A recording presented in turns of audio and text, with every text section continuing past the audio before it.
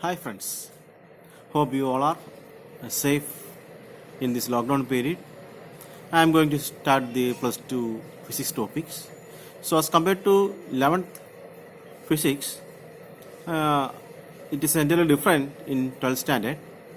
In 11th we are mainly discussing about kinematics and the mechanics that we can see and feel, because when we talk about the motion we can explain what is motion which directly by examples.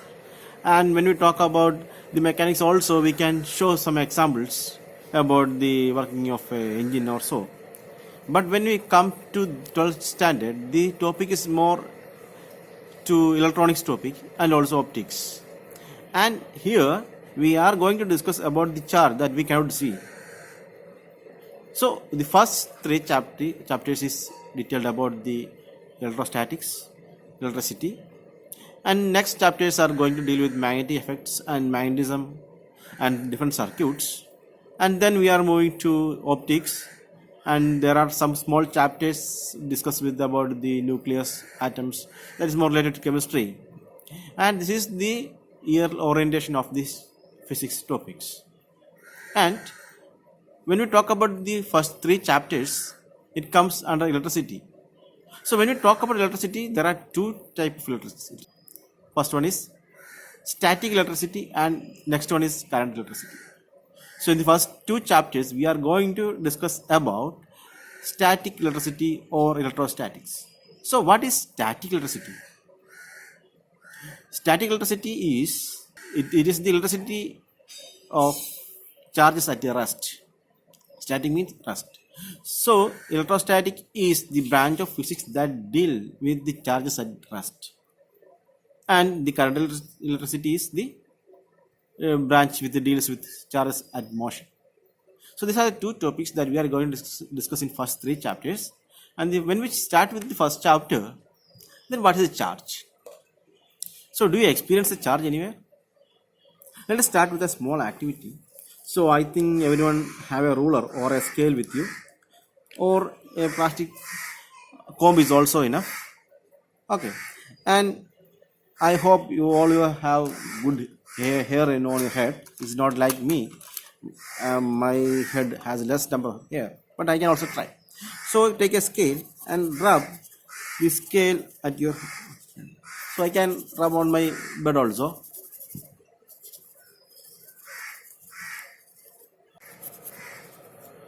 So now I am taking this scale near to that paper. Now, did you see? The paper sticks on the scale. Now I switch off the fan because due to the wind from the fan, it is going out. So I am doing once more. I am just rubbing the scale on my head, and I am taking the. See, now you can see the paper is attracted by the scale. Did you see? So what happened here?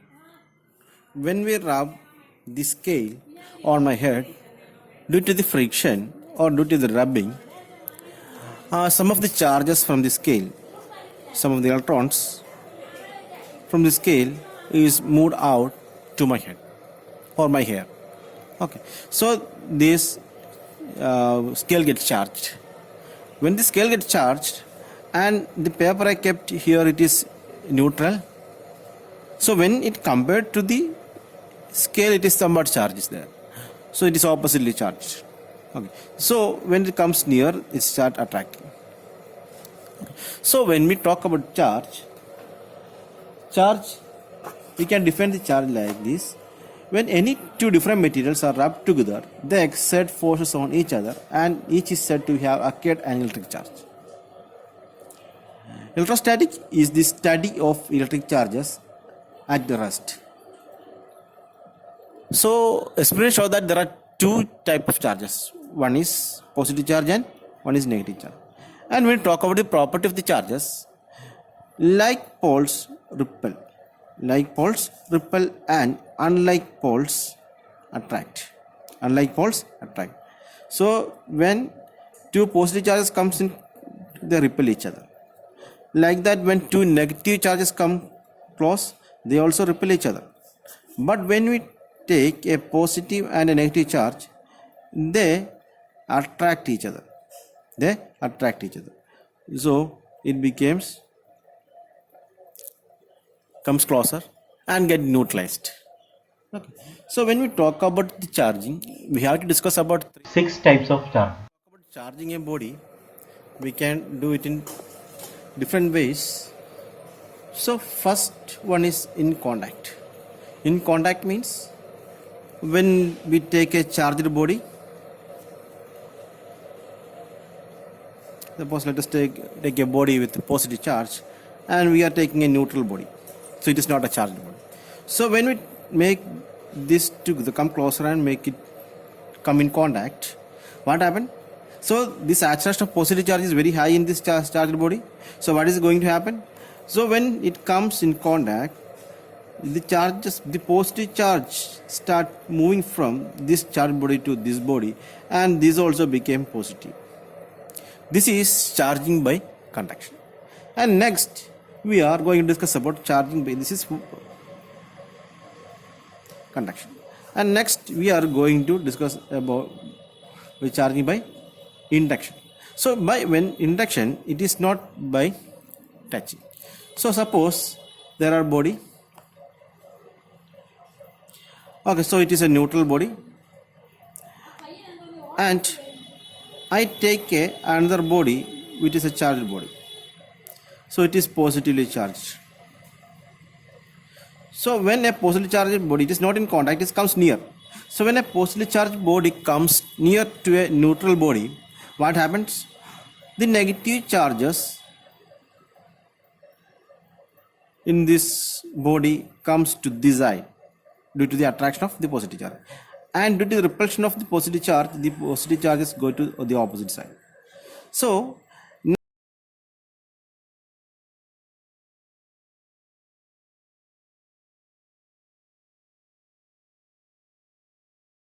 now these bodies get polarized. Polarized means separate positive and negative in the same body. Now I am earthing this body. So what happens? So already these positive charges are attracted by the positive. So this negative charge is not going back because the positive attraction is here. Now the positive charge here don't have any pair or nothing to attract or repel. So what is going to happen? These positive charges get neutral through this earth. So the electrons from the earth comes here and becomes neutral. So all this became neutral. And after that I just disconnect the earth. When I disconnect the earth, only positive charges are here because all the positive charges are neutralized and only negative charges are here. And I am removing this charge body also. So now this body contains only negative charge. So when we talk about charging, there are two types of charging. One is by conduction and one is by induction. So these are the two ways of charging a body. And a charge collection of negligible size is called point charge. So in going through this chapter, when we moving forward, many times you may heard about the point charge. Point charge means it is a collection of charge with a very negligible size. Okay, and when we talk about the charges, charge is always conserved. That is, when we take a system, in the total charge in the system is always conserved. And also it is quantized. Quantized means it is traveled or it is moving in a packets of energy. That is quantized. And we usually denote a charge by letter E. And the total charge of a packet will denote it as Q. Q is equal to NE. NE. It may be plus or minus, depend on the charge. Okay, plus or minus NE, that is the total charge in a system. So many times we represent Q for charge and E for the unit charge. E for unit charge and Q for charge. Q for charge means it is a condensation of the quantum of charges. That means it contains n number of electrons, and the total charge is Ne. And the charge of an electron that we already learned in class 10, charge of an electron is equal to 1.6 into 10 raised to minus 19 coulomb. 1.6 into 10 raised to minus 19 coulomb. That is the charge of a electron. And the unit of charge is coulomb. Unit of charge is coulomb.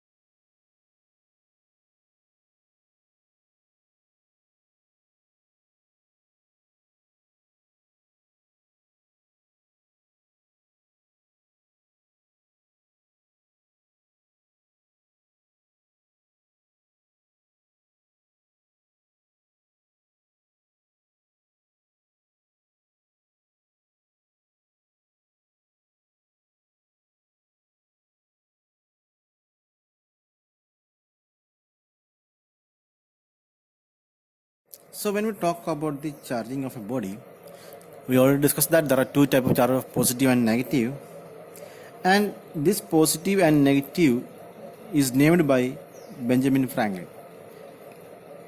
And how which are the methods that we can use for charging a body?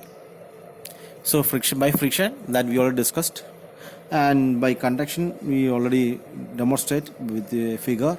By induction that also we demonstrate here, and by thermionic ionization, that means by applying temperature, the electrons jump out of the surface, and when it gets cooled, there is no the absence of electrons, it gets charged. That means there are electrons. When we study a structure of an atom, there is a neutron, and around neutron there are electrons that are moving in fixed orbits or orbitals. Okay, and they have some fixed energy also. So when we give temperature, these electrons got some energy, and these electrons, those got energy, will jump out of the orbit. And when electrons atoms are electrically neutral, but when these electrons are jump out, this atom becomes charged, that became positive because the lack of electrons. So by thermionic ionization we can ionize.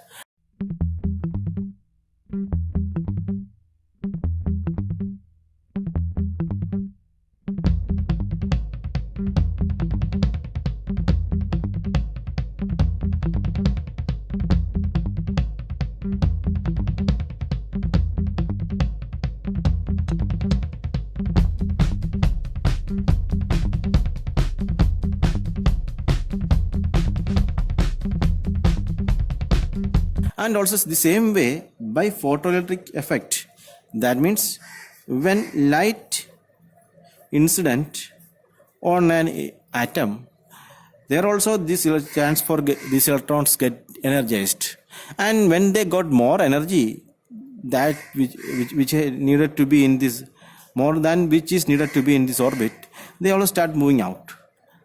In that way also we can charge a body.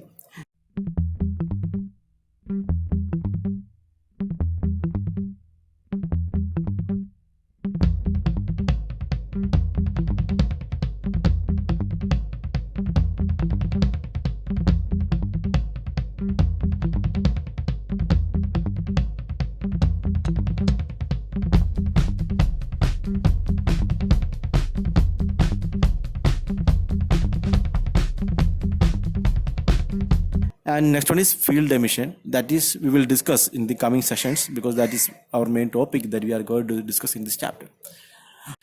So these are the 6 ways. So first one is friction, second one is conduction, third one is induction, fourth one is thermionic ionization, fifth one is photoelectric effect, sixth one is field emission. These are the 6 ways to charge a body.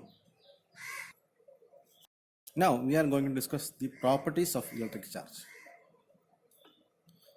When you talk about the properties of electric charge, the charges are invariant. I think you guys can see the textbook. The charge is invariant. That is, it is independent of frame of reference. So we cannot say that in particular area the charge is like this, and in the other area, if you take copper, the charge is like this. If we take iron, it is charged like this. If you take a plastic, charge is like this. So we cannot specify or make it particular to some surface or some reference. And charge is transferable. That is, we can transfer a charge from one point to another point. That is conduction. And charge is scalar. That means it is as only magnitude. I think you guys know about scalar and vector quantities that we discussed in 11th standard. Okay, charge is scalar quantity. That means it have magnitude, that is some columns, but it doesn't depend on the direction. It adds algebraically. Okay, and charge is conserved, that you all discussed. Okay, in a particular system, the charge is conserved. We cannot create or we can destroy the charge like energy. we can change or transfer the charge from one point to another point.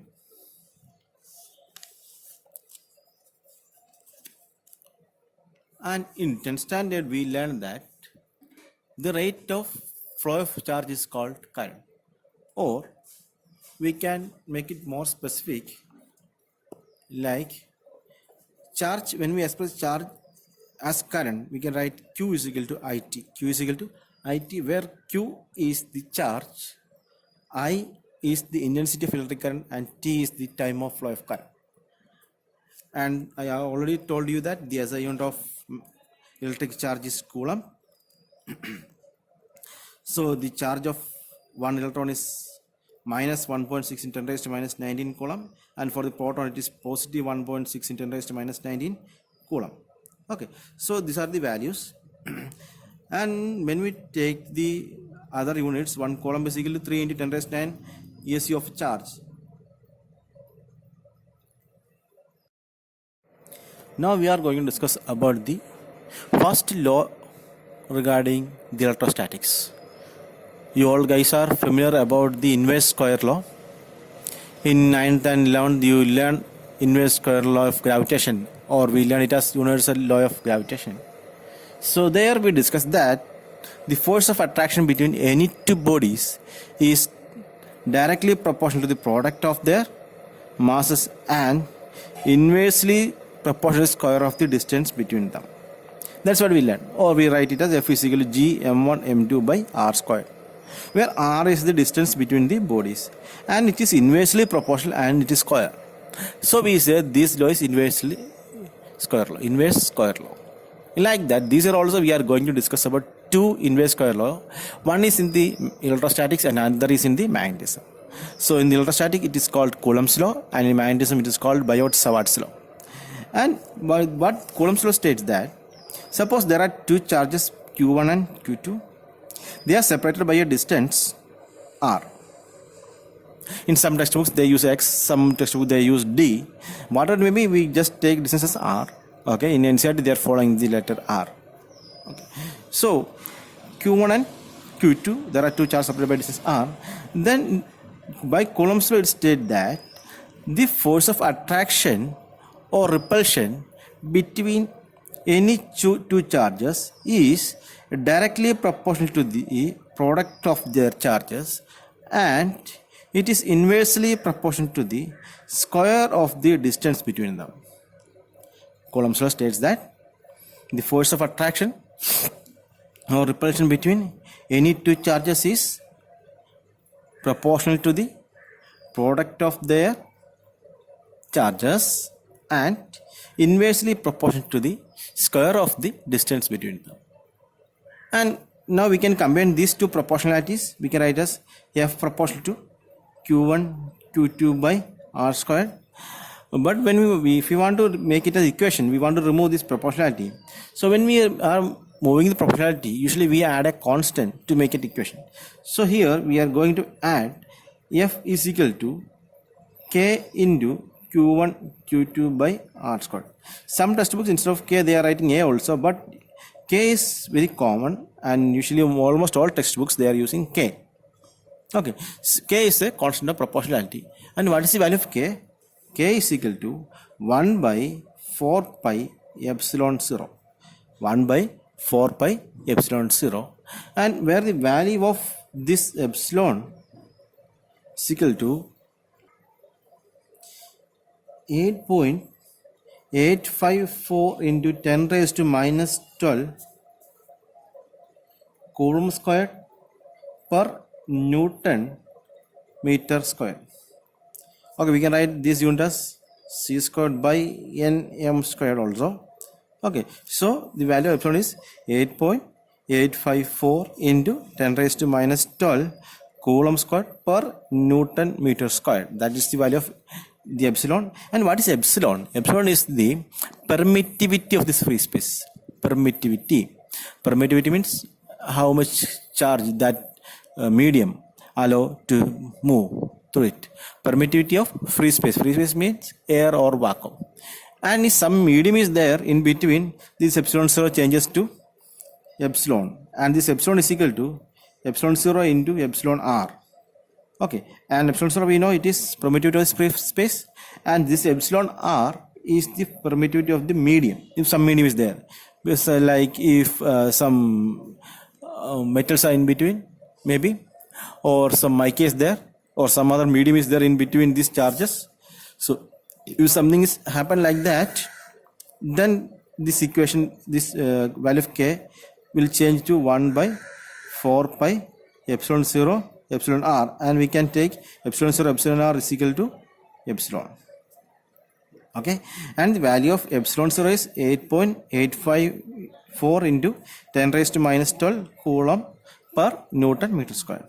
And when we substitute the value of epsilon in k, the value of k becomes 9 into 10 raised to 9 Newton meter square per coulomb square, or we can write it as n m squared c raised to minus 2 also, Newton meter square per coulomb square. So when we substitute the value of epsilon 0 in this equation, this value of k becomes 9 into 10 raised to 9 Newton meter square per coulomb square. We know that force is a vector quantity, and charges we already discussed that they are scalar quantities. So when we talk about the force, or when we talk about the Coulomb's law, it is mainly deal with force. So it is very good, or it is better that we express Coulomb's law in vector form. So for that we are taking two charges q1 and q2 separated by a distance r, and there is a arbitrary point O. Okay, and now we are considering all the points with respect to this O, and when we take the charge q1, it is r1 distance from q1, and this charge q2 is r2 distance from q2, and the distance between q1 and q2 is r21, or we can say r12 also, that I will discuss later. Okay, and the vector from q1 to q2 is q21, so r21, and when we talk about the vector from q2 to q1 is q12. Okay, so to this direction it is q12, and to this, sorry, it's not q, it's r, so it is r21, and here it is r12. So these are the direction vectors. It is discussed here from 1 to 2. Okay, it is 2, 1 and 1. Okay, so these vectors are in opposite direction.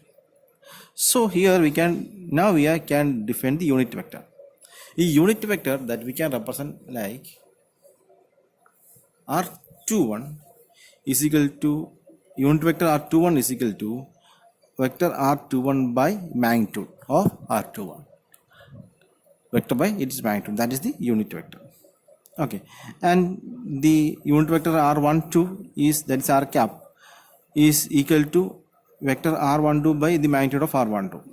So direction is from q2 to q1, and here the direction is q1 to q2.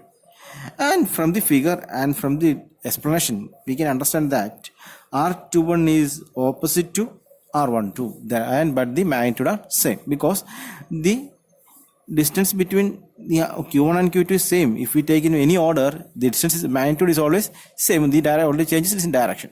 So we can say r cap 21 is equal to minus r cap 12.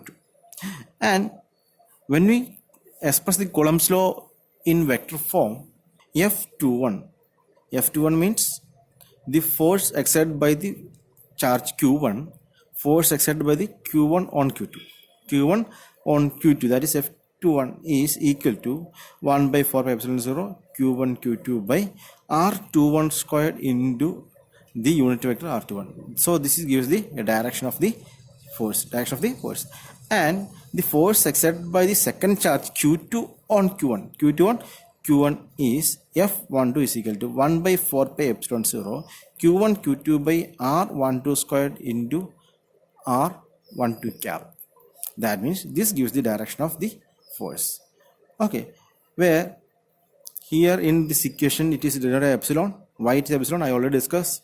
Epsilon is equal to epsilon r into epsilon 0, because if there is some medium is there, epsilon 0 changes to epsilon 0, epsilon r. So from these two equations, we can understand that all these parts are same. 1 by 4 pi epsilon q1 q2 by r squared, 1 by 4 pi epsilon q1 q2 by r squared. Okay, the only difference is in the unit vector. That gives the direction. So that means the change is only in the direction. That means the force exerted by the charge 1 on charge 2 and the charge 2 on charge 1 are equal in magnitude, but opposite in direction. Okay. We already discussed about the third law of motion. What is third law of motion? To every action, there is an equal and opposite reaction. To every action, there is an equal and opposite. That means here there are two forces. Let us take this as the action. If we take this force as the action, this is the reaction. So coulombs are satisfy the third law of motion also. Now let's discuss about the SI unit of charge. We already discussed about SI unit of charge is coulomb. So now we are going to define what is 1 coulomb. So according to Coulomb's law, F is equal to 1 by 4 pi epsilon 0 q1 q2 by r squared. Suppose the charge is q1 is plus 1 and q2 is also plus 1 and the distance between them is r is 1 meter. Okay, so then F becomes 1 by 4 pi epsilon 0. Okay, that means there is no medium inside, in between, it is free space. And we discussed the value of 1 by 4 pi epsilon 0, it is 9 into 10 raised to 9. So when the charges are unit positive charges and the distance between them is 1 meter, then the force between these two charges, the force of repulsion between these two charges becomes F is equal to 9 into 10 raised to 9 Newton. So we can define 1 coulomb. 1 coulomb is that charge which when placed in air or vacuum at a distance of 1 meter from an equal and similar charge repels with a force of 9 into 10 raised to 9 Newton. I am repeating, 1 coulomb is that charge which when placed in air or vacuum at a distance of 1 meter from an equal and similar charges repels with a force of 9 into 10 raised to 9 Newton. So now let's find how many electrons are there in 1 coulomb of charge. So we discussed that the charge of 1 electron is 1.6 into 10 raised to minus 19 coulomb. Electron or proton, it is 1.6 into 10 raised to minus 19 coulomb. So number of electrons in 1 coulomb is equal to total charge divided by charge of 1 electron. Charge of 1 electron. That is equal to total charge is 1 coulomb and charge of 1 electron is 1.6 into 10 raised to minus 19 coulomb. So when we divide, what we got, it is 6.25 into 10 raised to 18 electrons. 6. So 1 coulomb of charge contains 6.25 into 10 raised to 18 electrons. So that is the total number of electrons enclosed in 1 coulomb of charge. So now you can understand what is an electron or what is the magnitude of the charge of electron. It is very, very, very less. Okay, so it is 10 raised. So if we take 6.25 10 raised to 18 electrons, then only it becomes 1 coulomb of charge. Okay, and when you cannot discuss case of energy, again it changes. So for getting a small amount of electricity, how much charge we need? Just think about it.